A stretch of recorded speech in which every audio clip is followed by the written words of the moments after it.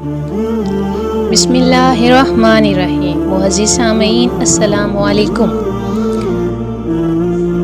جواب اسلامی تعلیمات کی روشنی میں ہم آپ کو دیں گے تھمبنیل تو آپ نے دیکھ ہی لیا ہوگا کہ آج کس موضوع پر ہم بات کرنے والے ہیں، اور ہم آپ کو یہ بھی بتائیں گے کہ اس کے بارے میں حضرت علی رضی اللہ تعالی عنہ کا کیا فرمان ہے۔ اس بارے میں آپ کو آگے تفصیل سے بتایا جائے گا۔ کہتے ہیں کہ حضرت علی رضی اللہ تعالی عنہ سے ایک مرتبہ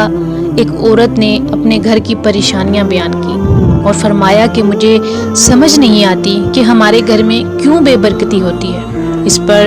حضرت علی رضی اللہ تعالی عنہ نے دریافت فرمایا کہ کیا تم رات کو برتن دھو کر سوتی ہو یا جھوٹے برتن اسی طرح سے چھوڑ کر سو جاتی ہو؟ تو اس عورت نے کہا کہ میں تو رات کے برتن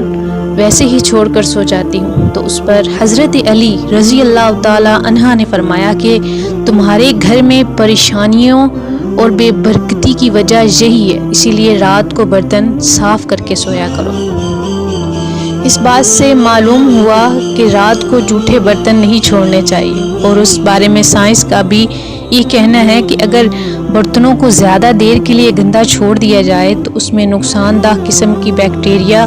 پیدا ہو سکتے ہیں جو مختلف بیماریوں کا سبب بن سکتے ہیں، اور ظاہری سی بات ہے کہ جب برتنوں میں کھانے پینے کی اشیاء ہوں گے تو مختلف زہریلے کیڑے مکوڑوں کا بھی ان میں چلنا پھرنے کا خدشہ ہوتا ہے، اس لیے بہتر ہے کہ رات کے برتن رات کو ہی دھو لیے جائیں۔ دوستوں، یہاں پر آپ کو یہ بھی بتاتے چلیں کہ حدیث نبوی صلی اللہ علیہ وآلہ وسلم میں ایسی کوئی تعلیم سامنے نہیں آئی ہے جس میں رات کو برتن دھونے یا نہ دھونے میں کے برابر کوئی تشریح ہو، لیکن رات کو سونے سے پہلے برتنوں کو ڈھانپنے کے بارے میں تاکید ملتی ہے، اور اس بارے میں مختلف روایات ہیں کہ جن میں یہ سبق ملتا ہے کہ سونے سے قبل کھانے پینے کے برتنوں کو بسم اللہ کہہ کر ڈھانپنا